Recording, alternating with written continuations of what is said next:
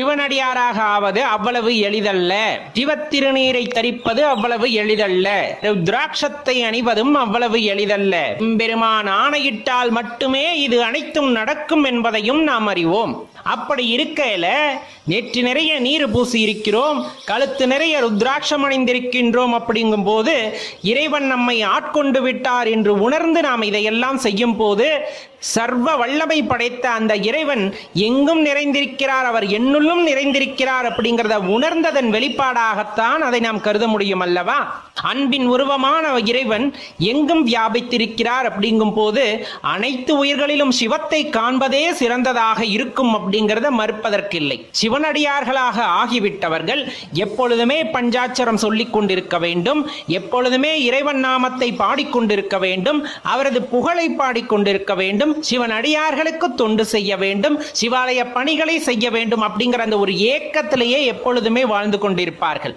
அது ஒரு ஏக்கம்தான், தனியாததாக எப்பொழுதும் அவர்களுக்குள்ளே இருந்து கொண்டிருக்கும். அவர்களுக்கு வாழ்க்கையில் பெரிய இலக்கு அப்படிங்கிறது என்னவா இருக்கும்னா, இறைவனை அடைய வேண்டும், நான் எப்பொழுது வந்து உன்னை அடைய போகின்றேன் இறைவா அப்படிங்கிற அந்த ஒரு ஏக்கம் தான் அவர்களின் வாழ்க்கையில் இலக்காகவே இருக்கும். அவ்வளவு சாத்தியமான விஷயமா?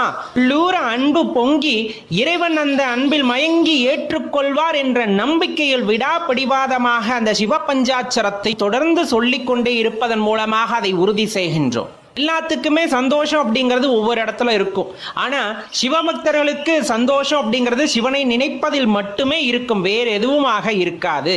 எல்லாத்துக்குமே தெரிஞ்ச ஒரு விஷயம்தான், சிவனோட கடைக்கண் பார்வை பட்டுவிட்டால் போதும், வேற எதுவுமே வேண்டாம். ஐயா, உன்னோட கடைக்கண் பார்வை பட்டுவிட்டால் அதுவே எனக்கு மிகுந்த ஆனந்தம். உன்னுடைய பார்வை எனக்கு கிடைக்கவில்லை என்றால் இதுதான் நரகம், நான் வாழ்கின்ற இந்த உலகமே நரகமாகும் அப்படிங்கிற அந்த எண்ணமானது எப்பொழுதுமே நமது மனதுக்குள் இருந்து கொண்டே இருக்கும். அவர் கடைக்கண் பார்வைக்காக நாம் ஏங்கி ஏங்கி ஐயனை புகழ்ந்து பாடி அவரை நினைத்து நினைத்து உருகி அவரனுள்ளே கலக்க வேண்டும் என்ற ஏக்கத்தில் துடிதுடித்துக் கொண்டிருக்கின்றோம். இதையெல்லாம் இறைவன் எப்படி கருணை காட்டி நம்மை ஏற்றுக்கொள்வார் அப்படிங்கிறதுக்காகத்தான் பொறுத்து காத்து கொண்டிருக்கின்றோம். சரியான நேரம் வரும் பொழுது அவர் நம்மை ஆட்கொண்டு அவருடன் இரண்டரை கலக்கச் செய்வார் அப்படிங்கிறதுல எந்த தயக்கமும் எந்த சந்தேகமும் நமக்கு வேண்டாம். ஒரே ஒரு விஷயம்தான், நம்ம மனசுல இருக்கிறது என்ன பெரிய ஒரு குறிக்கோளாக இருக்கும் அப்படின்னா, ஐயா எல்லாத்துக்குமே உயிர் பிரியும், இந்த கூடானது தற்காலிகமானது தான், இந்த கூட்டை விட்டு இந்த உயிர் பிரியும், அதில் எந்த மாற்று கருத்தும் இல்லை.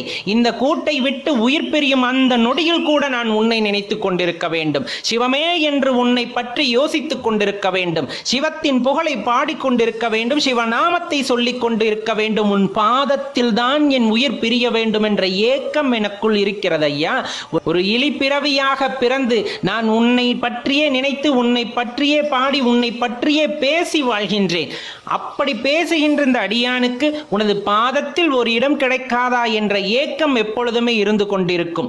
1000 பேர் வந்து 1000 சொல்லட்டும், எவர் என்ன கூறினாலும் எனக்கு உயர்ந்தவர் நீயே, நீயே எனது தலைவன் என்று உன்னை சரணடைந்து உன் பாதத்தில் கிடப்பேன் அன்றி வேறு யார் பாதத்தையும் பணிய மாட்டேன். அந்த குணத்தை எனக்கு கொடுத்தாய், உன் மீது பாசம் வைக்கவும் பற்று வைக்கவும் அதே போல் உன் மீது அன்பு காட்டவும் எனக்கு கற்றுக் கொடுத்தாய். இதையெல்லாம் கற்றுக் கொடுத்த நீ என்னை ஆட்கொண்டு உன்னுடன் இரண்டரை கலக்கச் செய்வது என்னாலோ என்று வேண்டி கிடக்கின்றேன் இறைவா, கொஞ்சம் உன் கடைக்கண் பார்வை காட்ட மாட்டாயா என்றுதான் ஏங்கி தவித்துக் கொண்டிருக்கின்றேன். நான் நினைக்கின்ற விஷயங்களை நிறைவேற்றிக் கொள்வதற்கு மனமானது சக்தி படைத்ததாக இருக்கிறது. மனதால் ஒரு விஷயத்தை வந்து எண்ணி எண்ணி அதற்கு உருவேற்றி அதையே தினமும் தியானித்துக் கொண்டிருக்கும் போது கிடைக்கிறது. எது? புறப்பொருட்களே கிடைக்கிறது. அப்படிங்கும் போது அகத்தில் இருக்கக்கூடிய பெரிய அப்பொருளை வந்து தெரிந்து கொள்ள வேண்டும் என்ற எண்ணம் உங்கள் ஆழ் மனதில் பேரமைதி கொண்டிருக்கின்ற இடத்தில் நினைவுகளாக செல்லும் போது அதே ஒரு எண்ண அலைகளாக அங்கே உருவாகும் பொழுது கண்டிப்பா உங்களுள் இருக்கின்ற அந்த இறைவனை உணர்ந்து கொள்வதற்கான வழியை அதுவே காட்டும். அந்த ஆள் மனதில் உறங்கிக் கொண்டிருக்கின்ற அன்பை நமக்கு வெளியே கொண்டு வரும் அந்த மனது. முயற்சியும் பயிற்சியும் மட்டும் நமக்கு தேவை. முயற்சி பயிற்சினா என்ன அப்படிங்கிறது அடுத்து வரும். நீங்க எப்ப இறைவனை தெரிந்து கொள்ள வேண்டும், எப்பொழுது அந்த அன்பை உணர்ந்து கொள்ள வேண்டும் என்று நினைக்கிறீர்களோ அந்த சனத்திலிருந்தே உங்களுக்கான வழியும் பிறக்கும். அமைதியாக அமர்ந்திருந்தால் அதற்கான வழியும் பிறக்கும். உள் சென்று வெளிவருகின்ற மூச்சை கவனித்தால் அதற்கான வழியும் பிறக்கும். அப்ப அந்த பேரமைதி குடிக்கொண்டிருக்கின்ற இடத்தில் பேரன்பு நிலைத்திருக்கிறது அப்படிங்கிற உண்மை தெரிந்து கொண்டு அதை உணர்ந்து விட்டால் வேறென்ன வேண்டும் அப்படிங்கிறத தான் நம்ம தெளிவா தெரிந்து கொள்ள வேண்டியது இருக்கிறது. இன்னும் பல பயிற்சிகளின் மூலமாக குருமார்கள் நமக்கு போதிப்பார்கள். இன்னும் அடுத்தடுத்த நிலைகளுக்கு செல்வதற்கு அதற்கு முன்னால் நம்முள் இருக்கின்ற மனதின் ஓட்டத்தை தெரிந்து கொள்ள வேண்டும் அப்படிங்கிறதுனால தான் நம்ம இதை குறிப்பிட்டு சொல்ல வேண்டியது இருக்கிறது.